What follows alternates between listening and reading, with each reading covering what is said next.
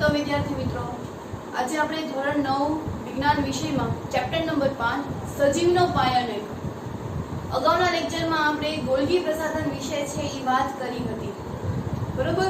તો હવે આજે આપણે કોઈ નવી જ અંગિકા વિશે છે ભણવાનું છે. આપણે કોષીય અંગિકા વિશે છે એ વાત કરીએ છીએ. કોષીય અંગિકામાંની આપણે અંતઃકોષ રસજાળ, ગોલ્ગી પ્રસાધન, કણાભસૂત્ર, રંજક કણો, લાઇસોસોમ વગેરે અંગિકાઓ વિશે છે આપણે ભણવાનું. પણ આજે આપણે હવે લાઇસોસોમ વિશે છે એ ભણવાનું છે. તો આપણે ટોપિકનું નામ છે એ લખી નાખીએ.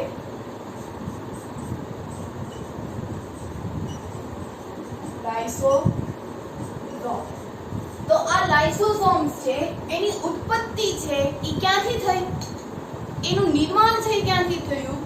તો કે ગોલ્ગી પ્રસાધનની જે પુટ્ટિકાઓ છે, આપણે પુટ્ટિકા એટલે આવી વાત કરી હતી, તમને લોકોને યાદ હોય તો કે આપણે આવી કોઈ રચના છે એ દોરી હતી, બરોબર? લાસ્ટમાં પછી આપણે આવી રીતે છે એ ગોળ ગોળ દાડા. તો આ પુટ્ટિકાઓમાંથી ગોલ્ગી પ્રસાધનનું નિર્માણ થાય છે. આ જે ગોલ્ગી પ્રસાધન હોય છે એની દૂર થોડુંક એક દૂર એક બીજો એવો એક અંગિકા છે આવેલી છે, જે ગોલ્ગી પ્રસાધનમાંથી છૂટી પડેલી છે, એનામાંથી જ નિર્માણ પામેલી છે. માટે એને આપણે કોઈ અલગ અંગિકાનું નામ આપ્યું અને એનું નામ છે લાઇસોસોમ્સ. તો આપણે ઉત્પત્તિમાં એવું લખી શકાય કે ગોલ્ગી પ્રસાધનની પુટ્ટિકાઓ રૂપે લાઇસોસોમ્સ છે એ ઉત્પન્ન થાય છે. તો પહેલા તો આપણે એવું લખીએ કે એની ઉત્પત્તિ.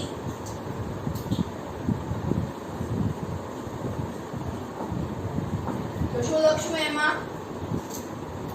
કે ગોલ્ગી પ્રસાધન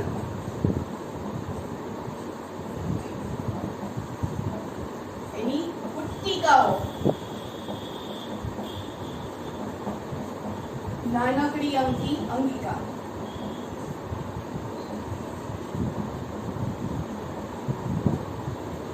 બરોબર? એ પણ નાની અમથી જ છે, જોવા મળે છે. એનો આકાર પણ આ ટાઈપનો જ તે જોવા મળે છે. એના પછી હવે આપણે એવું કહીએ કે એની રચના છે એ કેવી છે, એ કામ શું કરે છે? તો આપણને ખબર છે કે કોષીય બધી જ અંગિકાઓ છે એ પટલીય અંગિકાઓ છે, બરોબર? આપણે આદિકોષ કેન્દ્ર અને સુકોષ કેન્દ્ર વિશે ચર્ચા કરી હતી કે સુકોષ કેન્દ્રીય કોષ છે એ પટલીય અંગિકાઓ છે એ ધરાવે છે, જ્યારે આદિકોષ કેન્દ્ર છે એ પટલીય અંગિકાઓ ધરાવતી નથી, એમાં અંગિકાઓ આવેલી હોતી નથી. તો આ બધી જે અંગિકાઓ છે એ ક્યાં આવેલી હશે? તો કે સુકોષ કેન્દ્રીય કોષમાં, કારણ કે લાઇસોસોમ્સને પણ પટલ છે એ હોય છે, એ પટલીય યુક્ત એની રચના છે એ થઈ હોય છે, બરોબર?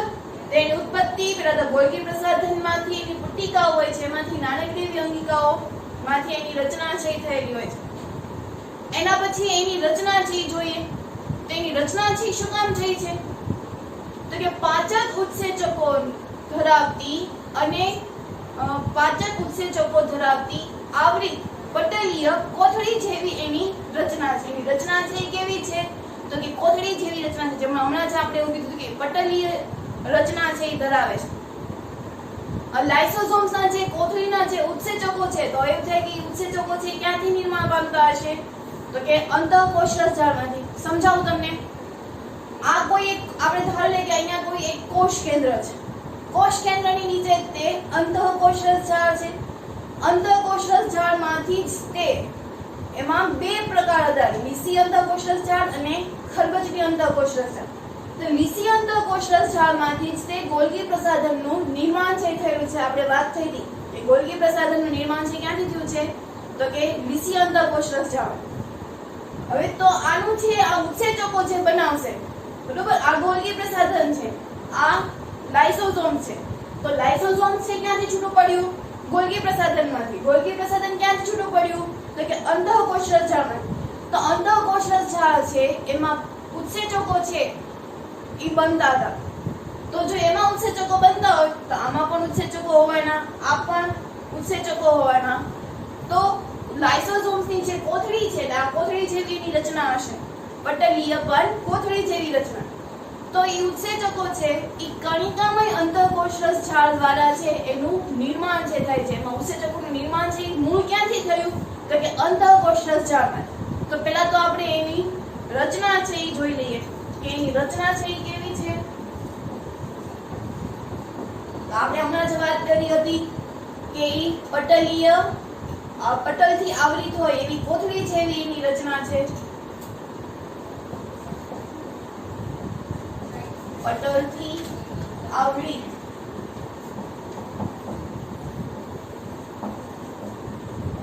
કોથળી જેવી રચના છે. બરોબર. પછી તો એમાં જે ઉત્સેચકો છે, બરોબર, આ લાઇસોસોમમાં જે ઉત્સેચકો છે ઈ ક્યાંથી નિર્માણ પામ્યા? તો કે કણિકામય અંતઃકોષ રસાળમાંથી. તો લાઇસોસોમ્સમાં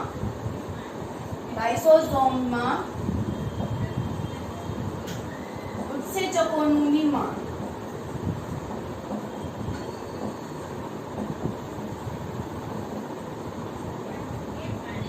કણિકામય અંતઃકોષ રસાળ, એને હું ટૂંકમાં લખું છું, જેને ઇંગ્લિશમાં કહેવાય એન્ડોપ્લાઝમિક રેટિક્યુલમ. શું કહેવાશે? એન્ડોપ્લાઝમિક રેટિક્યુલમ, એટલે કે અંતઃકોષ રસાળમાંથી છે એનું નિર્માણ છે એ થાય છે. બરોબર. તો આ રચના થઈ એની સંરચના પણ આપણે કહી શકાય. તો આ જે લાઇસોસોમ્સ છે ઈ કરે છે શું? તો કે કોષમાં રહેલા ઉત્સર્ગ દ્રવ્યોને એના કોષમાંથી બહાર કાઢી નાખવાનું કામ કરે છે. શું કરે છે ઈ? તો કે કોષમાં રહેલા ઉત્સર્ગ દ્રવ્યોને ત્યજવાનું કામ છે ઈ કોણ કરે છે? તો કે લાઇસોસોમ. ત્યજતા તંત્રને લાઇસોસોમ્સ કહે છે. ચોપડીમાં તમને એવી રીતે કીધું છે કે કોષના ઉત્સર્ગ દ્રવ્યોને ત્યજતા તંત્રને લાઇસોસોમ્સ કહે છે. તો અહીંયા આપણે ઉત્સર્ગ દ્રવ્ય વિશે છે સમજીએ. ઉત્સર્ગ દ્રવ્ય એટલે શું? હવે જ્યારે કોષ છે ઈ કોઈ કાર્ય કરે છે, આપણને બધાને ખબર છે, બરાબર. કોષમાં રહેલી અંગિકાઓ છે ઈ કાંઈક ને કાંઈક કાર્ય છે ઈ કરે છે. આ કાર્ય દરમિયાન એમાં અમુક વખત બિનજરૂરી દ્રવ્યો છે ઈ ઉત્પન્ન થાય છે. જરૂરી નથી કે દર વખતે ઈ કામના જ દ્રવ્યો ઉત્પન્ન થાય, કોઈક વખત જરૂરી દ્રવ્યો પણ ઉત્પન્ન થાય છે. તો આ જે જરૂરી દ્રવ્યો છે એને કોષમાંથી બહાર કાઢી નાખવાનું. એક ઉદાહરણ દ્વારા આપણે એને સમજીએ. પહેલા તો સપોઝ કે આ કોઈ એક કોષ છે, બરોબર. આ કોષમાં અહીંયા કોષ કેન્દ્ર આવેલું છે. કોષ કેન્દ્રમાં એની આજુબાજુ વિવિધ અંગિકાઓ આવેલી છે. એમાં હું તમને એક ઉદાહરણ આપું કે કોઈ એક અંગિકા છે એ ગ્લુકોઝનું એટલે કે ઊર્જા મેળવવાનું કામ કરે છે. શું કરે છે? ઈ ઊર્જા મેળવવા માટે કોઈ એક કણ જોશે. ધારો કે આ એક ગ્લુકોઝનો કણ છે. શેનો છે? ગ્લુકોઝ. તો હવે આપણને ખબર છે ગ્લુકોઝમાંથી આપણને શું મળશે? તો કે ઊર્જા. શું મળશે? ઊર્જા. ઊર્જા તો મળશે જ તે સાથે સાથે એની સાથે શું છૂટું પડશે? તો કે કાર્બન ડાયોક્સાઇડ અને પાણી એટલે કે H2O. ખાસ સમજો, આ કોઈ એક કોષ છે, કોષમાં રહેલી બધી જ અંગિકાઓ છે એ વિવિધ કાર્ય કરતા હોય છે. અમુક છે પાચનની ક્રિયા કરતી હોય, અમુક ઊર્જાનું કામ કરતું હોય. તો આપણે એક ઉદાહરણ સમજીએ છીએ કે આપણે ઊર્જા વિશે થોડુંક વધારે જાણીએ છીએ. તો આ કોઈ એક કણ છે કે જે ગ્લુકોઝનો છે, કે આપણને ખબર છે કે ઊર્જા છે આપણને કેમાંથી મળે છે? તો કે ગ્લુકોઝમાંથી આપણને મળે છે. ખોરાકનું છેવટે ક્યાં રૂપાંતર થાય છે? ગ્લુકોઝમાં. આપણે એવી વાત થઈ હતી. તો ગ્લુકોઝમાંથી આપણને ઊર્જા છે મળે છે. ઊર્જાની સાથે સાથે કાર્બન ડાયોક્સાઇડ અને પાણી છે ઈ પણ મળે છે. હવે તમે જુઓ કે આ જે ઊર્જા છે ઈ આપણે જરૂરી છે. કોઈ પણ ક્રિયા કરવી હોય છે તેમાં ઊર્જા છે ઈ વપરાય જશે. સાથે પાણી પણ આપણા શરીરમાં છે એ જરૂરી છે. કોઈ પણ ક્રિયા કરવી હોય તો એમાં પાણી છે એ જરૂરી છે. પછી એમાં પાચન કરવું હોય તો પણ પાણી જરૂરી છે. કોઈ જૈવિક ક્રિયાઓ છે એ કરવી છે તો એમાં પણ પાણી છે જોઈએ છે. એટલે આપણા શરીરમાં ઊર્જા અને પાણી બંનેનો જ ઉપયોગ થાય છે. પણ આ દરમિયાન ઉત્પન્ન થતો કાર્બન ડાયોક્સાઇડ વાયુ છે એ આપણા શરીર માટે હાનિકારક છે. શું છે? હાનિકારક દ્રવ્યો છે. આ હાનિકારક દ્રવ્યોને આપણે કોષમાંથી બહાર કાઢે. આ જેટલા બી હાનિકારક દ્રવ્યો હશે એને આપણે કહીશું ઉત્સર્ગ દ્રવ્ય. શું કહીશું આપણે એને? ઉત્સર્ગ દ્રવ્ય. ખાસ સમજો, કાર્બન ડાયોક્સાઇડ છે એ આપણા શરીરમાં હાનિકારક છે. આ તો આપણે કોઈ એક વિશે વાત કરી. આવા તો બીજા કેટલા બધા છે હાનિકારક દ્રવ્યો છે ઉત્પન્ન થતા હશે, તો એમાંથી હાનિકારક દ્રવ્યોમાં અલગ અલગ હશે, તો એને આપણે કહીશું ઉત્સર્ગ દ્રવ્યો. આ ઉત્સર્ગ દ્રવ્યોને આપણે કોષમાંથી બહાર કાઢવાનો છે. શું કરવાનું છે? એને કોષમાંથી બહાર કાઢી નાખવાનું. હવે કોષમાંથી આપણે આમ બહાર એની જાતે ફેંકી તો દેવાશે નહીં, બરાબર? કોઈના કોઈ થ્રુ દ્વારા આપણે જે આ દ્રવ્યો છે હાનિકારક એને બહાર કાઢી નાખાશે. દાખલા તરીકે આપણા ઘરમાં કોઈ કચરો હોય તો આપણે એને બહાર સરળતાથી કાઢી નાખીએ, તો એવી રીતે ઉત્સર્ગ દ્રવ્યો છે એને શરીરમાંથી સરળતાથી બહાર કાઢી શકાતા નથી. એને વહન દ્વારા છે એ કાઢી શકાય છે. તો વહન દ્વારા એટલે કેવી રીતે? તો આપણા શરીરમાં પાણી છે એ મહત્વનું હોય છે, બધી ક્રિયાઓ માટે પાણી છે એ જરૂરી છે, તો તે પરસેવો દ્વારા છે એ ઉત્સર્ગ દ્રવ્યો બહાર નીકળશે, અથવા તો મૂત્રાશય દ્વારા પણ આ ઉત્સર્ગ દ્રવ્યો છે એ બહાર નીકળશે. ટૂંકમાં આપણે આ જે હાનિકારક દ્રવ્યો છે એને કોષમાંથી બહાર કાઢવાનું, અને કોષમાંથી બહાર કાઢવાનું એટલે કોષમાંથી ઉત્સર્ગ દ્રવ્યોને ત્યજવા માટેનું એક તંત્ર રહેલું હોય છે, જેને આપણે કહીશું ઉત્સર્જન. શું કહીશું એને? ઉત્સર્જન. આમ ઉત્સર્ગ દ્રવ્યો છે એ કયા તંત્ર દ્વારા બહાર નીકળે છે? તો કે ઉત્સર્જન દ્વારા છે એનું બહાર છે એ નીકળે છે. તો આ બધી જ ક્રિયાઓ છે એ શેમાં જોવા મળે છે? તો કે કોષમાં. તો આ જે ઉત્સર્જન વાળું કામ કરે છે, એવી જ રીતે લાઇસોસોમ્સ પણ કોષમાં રહેલા ઉત્સર્ગ દ્રવ્યોને ત્યજવાનું કામ છે એ કરે છે. એને ત્યજવાનું તંત્ર તરીકે ઓળખવામાં આવે છે. તો આપણે હવે એનો એક પોઈન્ટ લખીએ,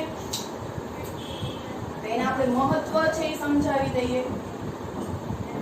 તો શું લખશું એમાં? કે કોષમાં રહેલા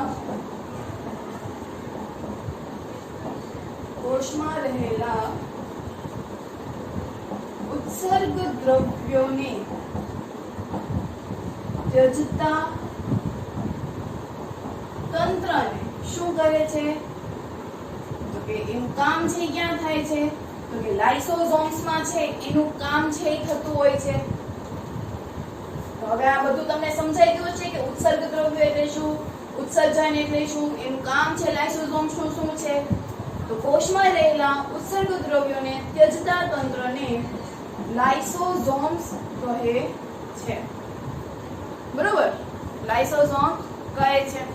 આ ઉપરાંત એ શું કરશે? તો કે કોષમાં જે અંગિકાઓ રહેલી છે, જૂની કોઈ અંગિકાઓ રહેલી હોય છે, અથવા તો કોષમાં રહેલા વિષારી દ્રવ્યો છે, તો એને પણ પાચન છે એનું કરી નાખશે, અથવા તો એનું વિઘટન છે એ કરી નાખશે. આ લાઇસોસોમ છે એ શું કરશે? તો કે કોષમાં રહેલા વિષારી દ્રવ્યો, બરોબર, કોષમાં રહેલા વિષારી દ્રવ્યો અથવા તો કોઈ જૂની થયેલી અંગિકાઓ અથવા તો તૂટેલી અંગિકાઓને એનું પાચન કરી નાખશે, અથવા તો એનું વિઘટન છે એ કરી નાખશે. બરોબર? તેના વિશે વાત કરીએ કે કોષમાં રહેલા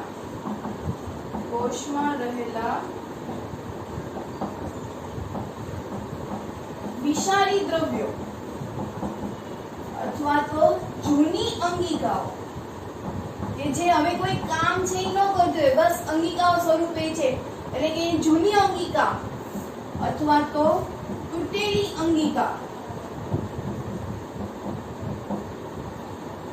અંગિકાઓનું પાચન અથવા તો વિઘટન છે કરી નાખશે. પાચન કે વિઘટન કરે છે. બરોબર? અને આવી રીતે પાચન કે વિઘટન કરીને કોષને છે એ સ્વચ્છ રાખે છે. એને ગોબરું ચિત્રું ગમતું નથી, એટલે જે નકામી જે વસ્તુઓ છે અથવા તો વધારાની જે વસ્તુઓ છે એનું ઈ પાચન કરી નાખશે અથવા તો એનું વિઘટન છે એ કરી નાખશે. આ ઉપરાંત બહારથી આવેલા કેટલાક વિષારી દ્રવ્યો, જેવી રીતે ખોરાક છે એ ખાઈએ છીએ, તો ખોરાક જ્યારે આપણે ખાતા હોય ત્યારે આપણા શરીરમાં અમુક દ્રવ્યો છે એ સેટ છે થતા નથી, તો એની માટે શરીર માટે હાનિકારક થઈ જશે. તો આ બહારથી ખાધેલો ખોરાક, એના પછી બેક્ટેરિયા, વાયરસ, બરોબર, કોરોના જે તમને જોવા મળે છે, તો આ બધા જ જે જીવાણુઓ છે એ આપણા શરીર માટે વિષારી દ્રવ્યો છે એ બની જશે. તો આવી જ રીતે વિષારી દ્રવ્યોનું એનું પાચન છે એ કરી નાખશે, કાં તો એનું વિઘટન છે કરી નાખશે, એટલે આપણને એનાથી રક્ષણ છે એ મળે છે. એ બધું કામ કોણ કરે છે? તો કે લાઇસોસોમ. તો કોના કયા બહારથી ખાધેલા? તો કે બેક્ટેરિયા, પછી ખોરાક, વાયરસ વગેરેનું પાચન પણ કરી નાખે છે લાઇસોસોમ. તો અહીંયા આપણે જોયું કે કોષમાં રહેલા વિષારી દ્રવ્યો જૂની અંગિકા અથવા તૂટેલી અંગિકાઓનું પહેલા તો નાના નાના ટુકડાઓમાં વિભાજન કરી નાખશે અને ઉત્સેચકો દ્વારા તેનું પાચન કે એનું વિઘટન છે કરે છે. આ ઉપરાંત બેક્ટેરિયા, ખોરાક કે વાયરસનું પણ તે વિઘટન છે એ કરી નાખે છે. અમુક વખત આ લાઇસોસોમ્સ છે એ શું કરશે? તો કે જ્યારે આ બધા જે વિષારી દ્રવ્યો છે એનું જ્યારે પાચન છે કરી નાખશે. પાચન અહીંયા મતલબ એવો નહીં થાય કે ઈ ખોરાકને વલોવાનું ને એવું. પાચનનો મીનિંગ એવો જ થાય કે ઈ ખોરાકને પચાવી દેવાનું. પણ અહીંયા પાચનનો મતલબ થશે કે લાઇસોસોમ્સ છે જે જૂની અંગિકાઓ છે એને તો પેલા નાના નાના ટુકડાઓમાં છે વિભાજન કરી નાખશે. જેવી રીતે આપણે ખોરાક છે એ ખાઈએ છીએ તો ખોરાકનો ટુકડો છે એ પેલા આપણે દાંત મોઢામાં જાય છે. મોઢામાં એની પેલા તો દાંત છે એ એના ચાવે છે, બરોબર? એમાં લાલ રસ છે એ ભળે છે, એટલે કે મોટા ટુકડાઓને પેલા નાના નાના ટુકડાઓમાં વિભાજન કરે છે. ત્યારબાદ એ જઠરમાં જાય છે તો જઠરમાં પણ હજી એના મોટા ટુકડા હશે, બરોબર? નાના નાના ટુકડાઓમાં વિભાજન થયું હશે. આ નાના નાના ટુકડાઓને હજી એના અતિ સૂક્ષ્મ કણોમાં છે એ ફેરવાશે, બરોબર? આપણે જ્યારે જાણીએ છીએ કે કોઈ પથ્થર હોય છે તો એ પથ્થરમાંથી ભૂકો થઈને એમાંથી રેતી છે એ બને છે અને છેવટે માટી છે એ બને. તો એવી જ રીતે આ જે લાઇસોસોમ્સ, અહીંયા આપણે પાચન શબ્દ વાપર્યો તો અહીંયા પાચન એટલે કે પોતે ગળી જતા નથી, પણ જે અંગિકાઓ રહેલી હોય છે એને નાના નાના ટુકડાઓમાં વિભાજિત કરી નાખશે અને છેલ્લે એને કોઈ પાણી દ્વારા અથવા તો મૂત્રાશય દ્વારા એને કોષમાંથી છે એ બહાર કાઢે.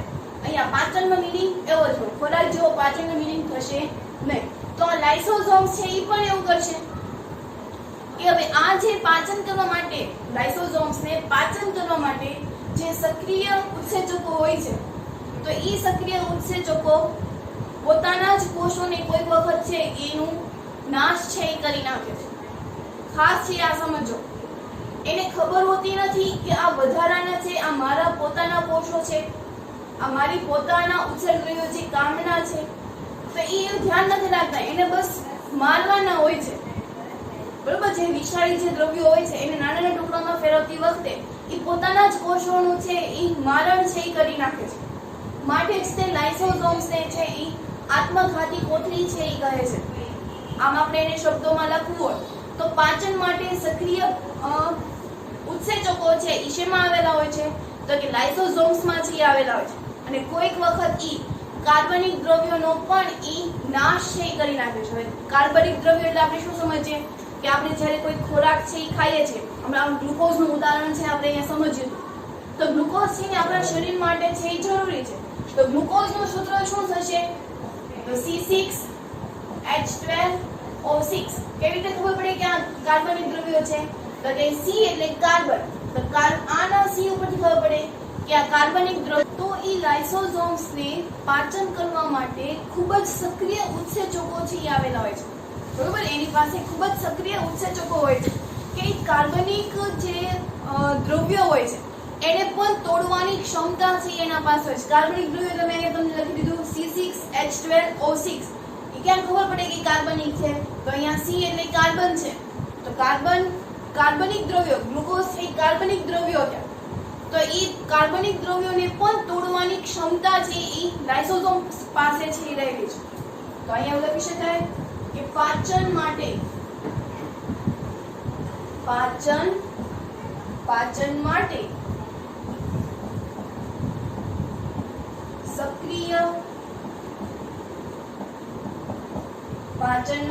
સક્રિય ઉત્સેચકો છે એ આવેલા હોય છે. કાર્બનિક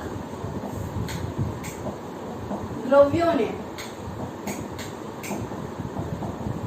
તોડવાની ક્ષમતા એનામાં હોય છે, બરોબર. લાઇસોસોમ્સ ને કાર્બનિક દ્રવ્યોને તોડવાની ક્ષમતા પણ એનામાં છે, એ રહેલી છે.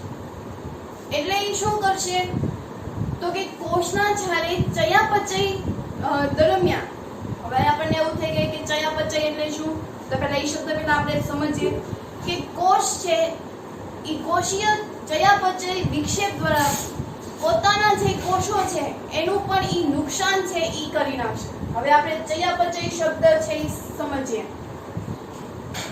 તો ચયાપચય, બરોબર. તો પહેલા તો આપણે આ શબ્દને છૂટો પાડીએ. ચયાપચય શબ્દને છૂટો પાડીએ એટલે એક શબ્દ બનશે ચય અને બીજો બનશે અપચય. શું બનશે? ચય અને અપચય. તો આ ચય નામનું જે છે એ શું કરશે તો કે ઊર્જા મુક્ત કરવાનું, ઊર્જા છે એ મુક્ત કરવાનું.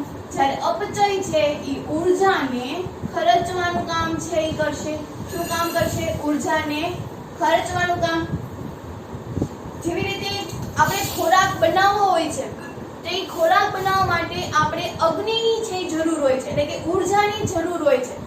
તો એ ઊર્જા છે એ આપણને ક્યાંકથી તો મુક્ત થતી હશે ને, એવી જ રીતે કોષમાં પણ ઊર્જા છે એ બને છે, પણ એને વાપરવા માટે આપણે એને મુક્ત કરવી પડે ને. તો એવી જે ક્રિયાઓ છે એને ચય ક્રિયાઓ કહેવાય છે. અને જ્યાં આપણે ઊર્જાને છે એ ખર્ચીએ છીએ ત્યારે એને કહેશું અપચય. એટલે આ જે ક્રિયા છે સતત ને સતત થતી રહે. એક જગ્યાએ ઊર્જા છે મુક્ત થતી હોય ત્યારે બીજી બાજુથી ઊર્જા છે એ વપરાતી હોય. આપણે લખવું હોય ત્યાં પણ ઊર્જાની જરૂર છે, કોઈ પણ આપણે પુસ્તક ઉઠાવવું હોય ત્યારે પણ ઊર્જાની જરૂર હોય છે, હાથ આપણે ઊંચો કરવો હોય ત્યારે પણ ઊર્જાની જરૂર છે, હું બોલું છું તો મારે ઊર્જાની જરૂર છે, તમે સાંભળો છો તો સાંભળવા માટે પણ થોડી ઘણી ઊર્જા છે એ જરૂરી છે. આમ ચયાપચયમાં ઊર્જા છે એ મુક્ત થશે અને ઊર્જાને વપરાશ થતો હશે. તો આખો એ શબ્દ, આખી જે ક્રિયા છે એને આપણે ચયાપચય કહીશું.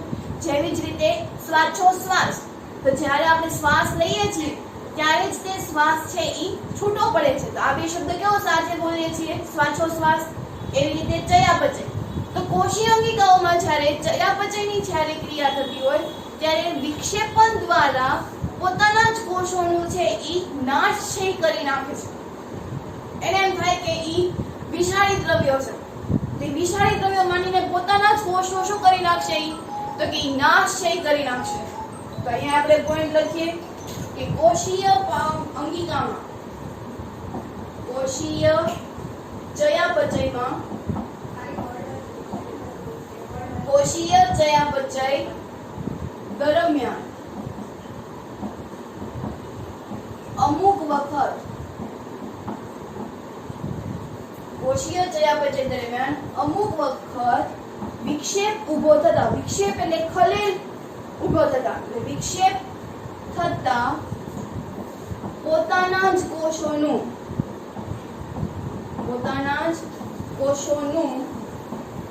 નાશ છે એ કરી નાખે છે. શું કરી નાખે છે? તો કે નાશ કરી નાખે છે. એને ખબર હોતી નથી કે આ કામની દ્રવ્યો છે. આપણે હમણાં જ કીધું હતું કે જ્યારે આપણે કાંઈ ક્રિયા કરતા હોઈએ તો કોષમાં છે એ અમુક છે એ ફાયદાકારક દ્રવ્યો હોય છે, જ્યારે અમુક છે એ વિષારીકારક દ્રવ્યો હોય છે. તો આમાંથી આ જ અમુક વખત છે એ પોતાના જ કોષોનું શું કરી નાખે છે? તો કે નાશ છે એ કરી નાખે છે. ઉદાહરણ તરીકે વાત કરીએ આપણે તો કે જ્યારે કોષ છે એ ઈજાગ્રસ્ત બને છે, બરોબર, જ્યારે કોઈ કોષ ઈજાગ્રસ્ત બને છે ત્યારે એમાંથી લાઇસોસોમ્સ છે એ તૂટી જાય છે. આખો કોષની વાત કરીએ આપણે, અહીંયા કોષ દોર્યો તો એ કોષમાં લાઇસોસોમ્સ છે એ આવે છે. જો કોષ તૂટી જશે તો એમાં રહેલી અંગિકાઓ પણ તૂટી જશે. એટલે કે જ્યારે કોષ છે ઈજાગ્રસ્ત બને છે એટલે એમાંથી લાઇસોસોમ્સની અંગિકા છે એ તૂટી જાય છે. અંગિકા તૂટી જાય છે એટલે લાઇસોસોમ્સમાં રહેલા પાચક ઉત્સેચકો છે એ પોતાના જ કોષોનું શું કરી નાખશે? તો કે પાચન કરી નાખશે, નાના નાના ટુકડોમાં વિભાજન છે કરી નાખે છે. ઉત્સેચકોને તો એટલી જ ખબર હોય છે કે મારે ગમે એ કોષો આવે એનો મારે નાશ છે એ કરી નાખો, બરોબર. તો આ ઉત્સેચકોને ખબર હોતી નથી કે આ કામના છે. એનું એટલું જ કામ છે કે ગમે એ દ્રવ્યો આવે, ગમે એ જીવાણુઓ આવે તો એને માને નાશ છે એ કરવાનું છે. તો હવે અંગિકા તૂટી ગઈ એટલે એમાં રહેલા જે ઉત્સેચકો છે એ બહાર નીકળી જશે અને જેવા ઉત્સેચકો છે એ બહાર નીકળી જશે એવી રીતે પોતાના જ કોષોનું છે એ નાશ છે એ કરી નાખશે, પોતાના જ કોષોનું છે એ પાચન છે એ કરી નાખે છે. આથી આપણે એને શું કહીશું? આત્મઘાતી કોથળી. શું કહેવાય? આત્મઘાતી કોથળી. કેમ કે પોતાના જ કોષોનું છે એ નાશ છે એ કરી નાખે. તો આપણે એવું લખી શકીએ કે કોષ જ્યારે ઈજાગ્રસ્ત બને છે, કોષ ઈજાગ્રસ્ત બને ત્યારે લાઇસોસોમ્સ છે ઈ તૂટી જાય છે.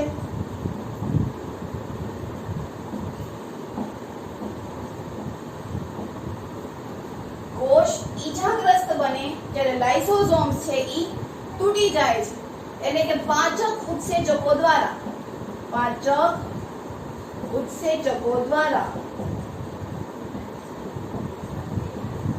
પોતાના જ કોષોનું પાચન કરી નાખે છે. અહીંયા પાચનનો મીનિંગ શું થશે? કે નાના નાના ટુકડોમાં વિભાજન કરી નાખે છે અને તેને કોઈ પ્રવાહી દ્વારા એનું વહન છે એ કરાવી દે છે. બરોબર? આપણે મેં કીધું હતું પ્રવાહી સ્વરૂપે, એટલે એમાં કદું પાણી પરસેવા સ્વરૂપે કોષમાંથી છે એ બહાર નીકળશે અથવા તો મૂત્રાશય દ્વારા છે એને કોષમાંથી છે એ બહાર કાઢી દેશે. કામ જે આ આખી જે પ્રક્રિયા છે કે પોતાના જ કોષનું પાચન છે કરી નાખે છે, તો એને આપણે કહીશું આત્મઘાતી કોથળી. આત્મઘાતી કોથળી. બરોબર? આપણે એવા કોઈ છીએ નહીં કે આપણે આપણો પોતાનો શ્વાસ છે લઈ શકીએ. આપણે બધાને આપણો જીવ છે એ વાલો હોય છે. બરોબર? પણ આ જે કોષ હોય છે એને પોતાના કોષની કાંઈ ખબર હોતી નથી. એટલે એ શું કરશે કે પોતાના જ કોષોનું છે એ નાશ છે એ કરી નાખશે. આમ આપણે શું કીધું કે લાઇસોસોમ છે એ આત્મઘાતી કોથળી છે. જેવી રીતે આપણે મેં હમણાં જ વાત કરી કે બધાને જ પોતાનો કોષ જીવ છે એ વાલો હોય છે. કોઈ છે ઈ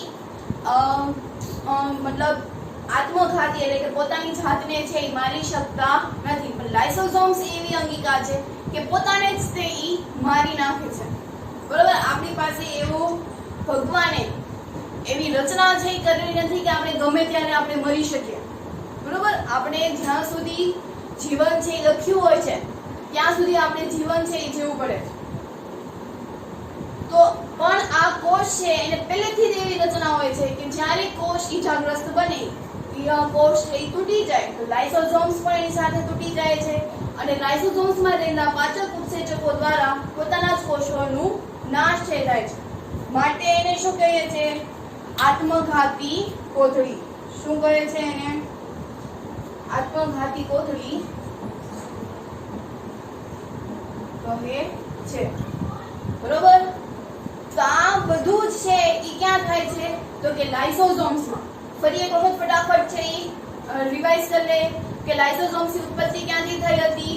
તો કે ગોલ્ગી પ્રસાધનમાંના પુટ્ટિકાઓમાંથી એનું નિર્માણ છે થયું. યાદ રાખો કે ગોલ્ગી પ્રસાધનની આકૃતિ આપણે આ રીતે કરતા હતા. આ લાઇસોસોમ્સની આકૃતિ છે એ બહુ નાની હોય છે, ખૂબ જ નાની એની અંગિકાઓ હોય છે. તો ઈ ગોલ્ગી પ્રસાધનમાંથી છૂટી પડેલી હોય છે. એની રચના કેવી હોય છે? તો કે પટલથી આવી રીતે એની રચના હોય છે. એનું નિર્માણ છે ક્યાં થયું હોય? તો કે ખરબચડી જે અંધકોષરસ ઝાડ છે, ઇંગ્લિશમાં આપણે કેવું હોય તો રફ ખરબચડી એટલે રફ, અંધકોષરસ ઝાડ એટલે એન્ડોપ્લાઝમિક રેટિક્યુલમ. બરોબર? આ છે એનું નિર્માણ છે ક્યાં થાય છે? અહીંયા કણિકામાં કીધું છે. કણિકામાં એટલે હું એ પણ કહી શકું ખરબચડી. બરોબર? કણિકામાં એટલે કાણા નાના કણો છે આવેલો હોય એટલે આપણે એને શું કહી શકાય? તો કે રફ એન્ડોપ્લાઝમિક રેટિક્યુલમ એટલે કે RER. તો RER માંથી એના ઉત્સેચકોનું છે એ નિર્માણ થાય છે. આપણે હમણાં સમજ્યા હતા કે અંતઃકોષરસ ઝાડમાંથી ગોલ્ગી પ્રસાધનનું નિર્માણ થયું છે. ગોલ્ગી પ્રસાધનમાંથી લાઇસોસોમ્સનું છે એ નિર્માણ થયેલું હોય છે. તો અંતઃકોષરસમાંથી જો ઉત્સેચકો બનતા હોય તો આમાં પણ ઉત્સેચકો બનવાના, તો આમાં પણ એનું નિર્માણ છે એ થવાનું. એટલે કે એ ઉત્સેચકોનું નિર્માણ ખરબચડી અંતઃકોષરસ ઝાડમાંથી થાય છે. ત્યાર પછી એનું કાર્ય શું હોય છે? તો કે કોષમાં રહેલા જે વિષારી દ્રવ્યો છે, કોષ ઉત્સર્ગ દ્રવ્યો છે, તો એને કોષમાંથી બહાર કાઢવાનું એટલે કે ત્યજતા તંત્રને આપણે લાઇસોઝોમ્સ છે એ કહે છે. એક માર્ક્સમાં પૂછાય છે કે લાઇસોઝોમ છે એ કોને કહે છે, તો કોષમાં રહેલા ઉત્સર્ગ દ્રવ્યોને ત્યજતા તંત્રને લાઇસોઝોમ્સ છે એ કરે છે. એમાં શું કરે, તો કે જે વિષારી દ્રવ્યો છે અથવા તો જૂની કોઈ અંગિકાઓ છે અથવા તો તૂટેલી અંગિકાઓ છે એને પણ કોષમાંથી બહાર કાઢવાનું હોય છે અથવા તો એનું પાચન છે કરી નાખવાનું હોય છે. નાના નાના વિઘટોમાં એનું વિઘટન છે કરવાનું, ટુકડાઓમાં વિઘટન છે કરવાનું હોય છે. તો આ વિષારી દ્રવ્યો એટલે કયા દ્રવ્યો થાય, તો કે બેક્ટેરિયા, વાયરસ જે અત્યારે કોરોનામાં છે એ, ખોરાક, બરોબર. તો આ વગેરેનું પણ ઈ પાચન છે કરી નાખે છે. અહીંયા પાચન એટલે ખોરાકની જેમ પાચન થવાની વાત નથી. એને અહીંયા શું છે, તો કે નાના નાના ટુકડાઓમાં વિભાજન કરીને પછી કોષની બહાર છે એ કાઢવાનું છે. આમ નામ આપણે કોષની બહાર છે એ કાઢી શકતા નથી. કોઈ અંગિકા છે આપણે કોઈ ઘા નથી કરવાનો તો કે ઈ ફેંકી જાય, પણ એને નાના નાના ટુકડાઓમાં વિભાજન કરીને આપણે પછી એનું પાચન, અહીંયા પાચન એટલે અહીંયા એવો મીનિંગ છે દેવાનો છે. પછી તો કે જે લાઇસોઝોમ્સ હોય છે એમાં એને પાચન કરવા માટે ખૂબ જ સક્રિય ઉત્સેચકો છે આવેલા હોય છે લાઇસોઝોમ્સમાં. તો આ જે ઉત્સેચકો હોય એ કાર્બનિક દ્રવ્યોને તોડવાની પણ એનીમાં ક્ષમતા છે એ હોય છે. એ એટલા બધા સ્ટ્રોંગ હોય છે કે ગમે એ દ્રવ્યો આવે તો એને છે એ તોડી નાખે છે. તો અહીંયા કાર્બનિક દ્રવ્ય એટલે આપણે C6H12O6 નું ઉદાહરણ લીધું હતું. ત્યાર પછી તે કોષમાં જે ચયાપચયની કોઈ ક્રિયા થાય છે તેમાં અમુક વખત વિક્ષેપ છે ઊભો થાય છે. તો વિક્ષેપ ઊભો થવાને કારણે કોઈક વખત પોતાના જ કોષોનું છે એ પાચન છે એ કરી નાખે છે, નાના નાના ટુકડાઓમાં વિભાજન છે એ કરી નાખે છે. અહીંયા પાચન એટલે અહીંયા લખી નાખું કે નાના નાના ટુકડાઓમાં વિભાજન, નાના નાના ટુકડાઓમાં વિભાજન, બરોબર. પાચનનો મીનિંગ અહીંયા એવો થશે.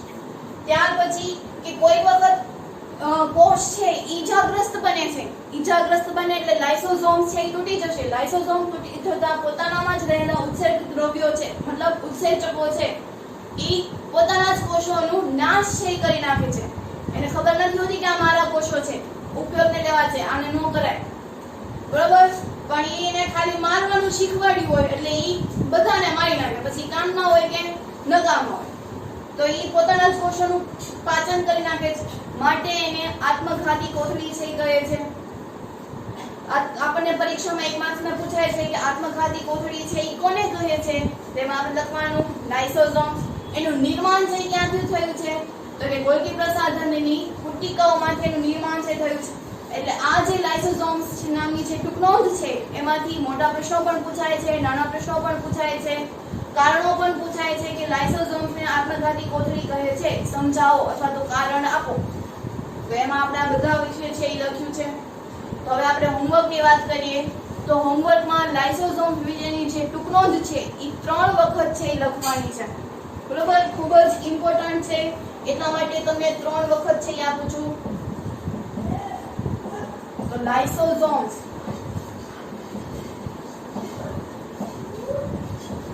ટૂંકનોંધ લખો. કેટલી વખત, તો કે 3 વખત. 3 વખત એની ટૂંકનોંધ છે ઈ લખવાની છે. અહીંયા આપણે શોર્ટમાં છે ઈ ટોપિક છે ઈ લખેલા છે. આ તમે તમારી યાદ રાખવા માટેની રેફરન્સ બુકમાં પણ તમે આ રીતે છે લખી શકો છો, પણ ટૂંકનોંધમાં તમારે પૂરા વાક્યમાં લખવાનું છે, એટલે તમારે ટેક્સ્ટ બુકમાંથી છે એ લખવાનું છે. આપણે ટેક્સ્ટ બુકનું જ આપણે ફોલો છે એ કરશું. ટેક્સ્ટ બુકમાં જે લખેલું છે એને જ આપણે સમજવું. પણ અહીંયા જે મેં લખેલું છે એ સરળ ભાષામાં છે લખેલું છે કે જેથી અહીંયા આપણને સરળતાથી યાદ લઈ જાય એ રીતે મેં પોઈન્ટ્સ લખેલા છે, પણ તમારે તો એને પૂરા વાક્યમાં જ તે લખવાના છે. તો હવે પછી આપણે બીજા લેક્ચરમાં નવી અંગિકા વિશે છે ભણશું, જેનું નામ છે ઈ કણાભ સૂત્ર. ત્યારે આપણે 2 અંગિકા વિશે ભણશું, કણાભ સૂત્ર અને રંજક કણ. તો અહીંયા આપણે આજનો આ લેક્ચર છે ઈ પૂર્ણ કરીએ.